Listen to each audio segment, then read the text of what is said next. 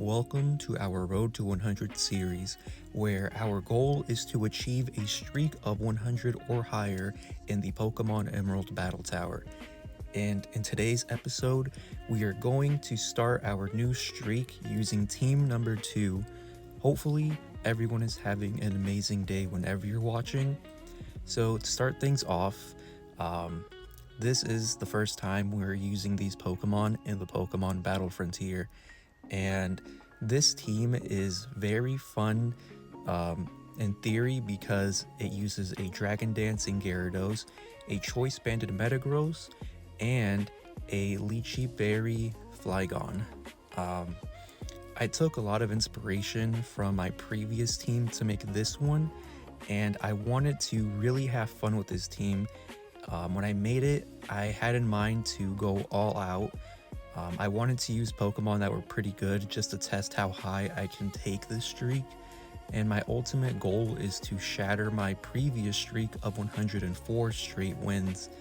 I want to get at least to 150 wins in this Battle Tower streak.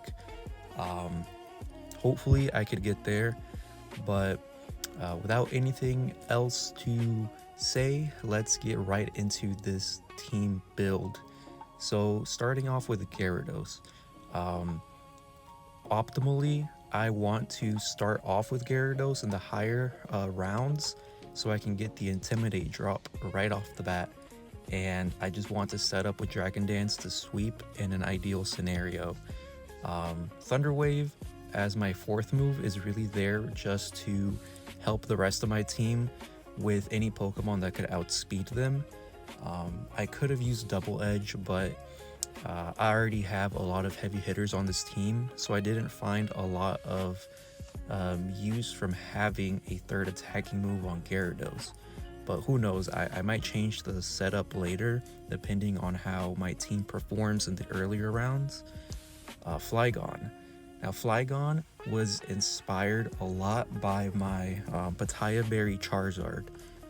In my first Battle Tower run, I was really happy with how Pataya Berry's substitute Charizard performed. It was a monster in the Battle Tower. Although my Flygon is slower because of its quiet nature, I'm hoping that even with max speed EVs and a minus nature, I can reliably set up my Lychee Berry to hit very hard with Earthquake and Rock Slide. Flamethrower is just there for any steel types that my team can pretty much get walled by, like Fortress, Scizor, Skarmory, and then Metagross. It's pretty straightforward. It's a standard choice band set. It's max attack, and I did listen to one of you guys in the comment section, and I made sure Metagross had at least above 122 speed to outspeed certain threats in the Battle Tower, and the rest of the EVs that I had left over after maxing out attack, I just put all into HP. So this Metagross's EV spread is more specialized. I really want to min-max my stats going forward, so I might retrain some of these Pokemon or any future teams. So I really do appreciate that comment. So hopefully this Metagross really does well. I have Meteor Mash on it that I learned as a Metang before I evolved it into Metagross, because Metagross naturally learns it at 55. So this is how I was able to get Meteor Mash on a level 50 Metagross. And Rock Slide is there for flying types. Shadow Ball it's there for the Lottie twins.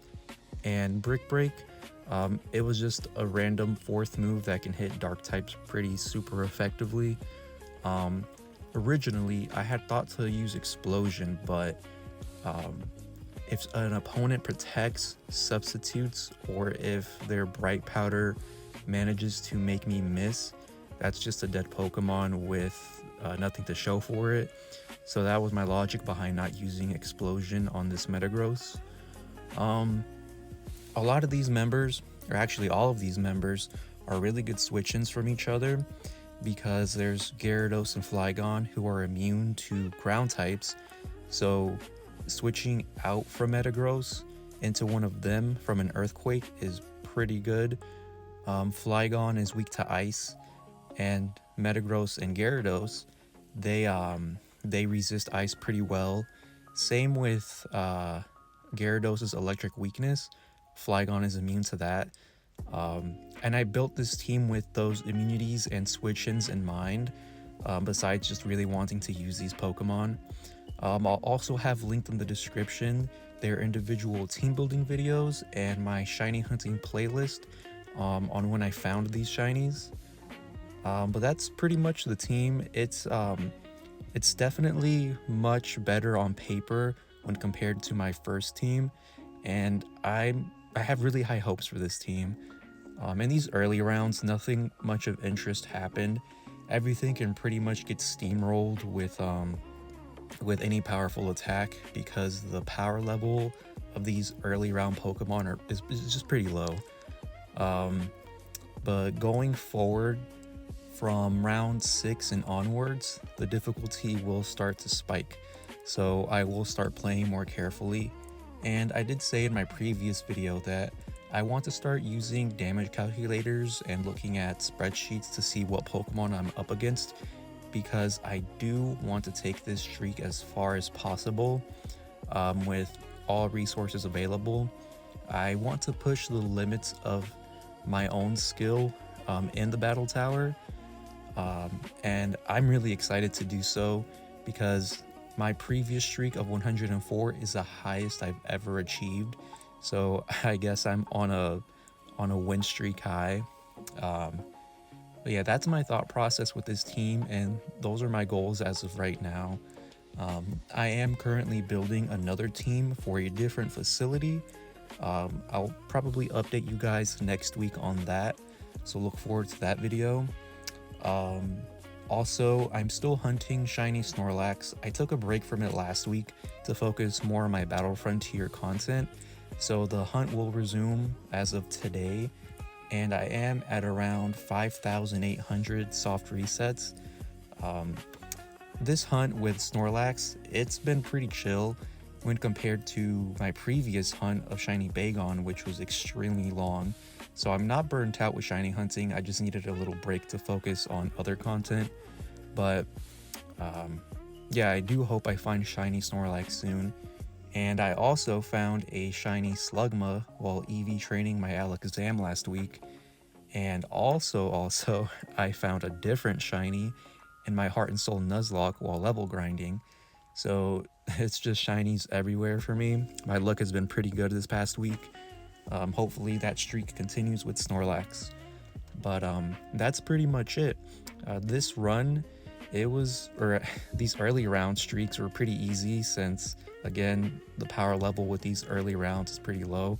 But I had a lot of fun using these Pokemon so far, and I can't wait to test my limits with this team. But I don't have much else to share with you guys besides the rest of this run.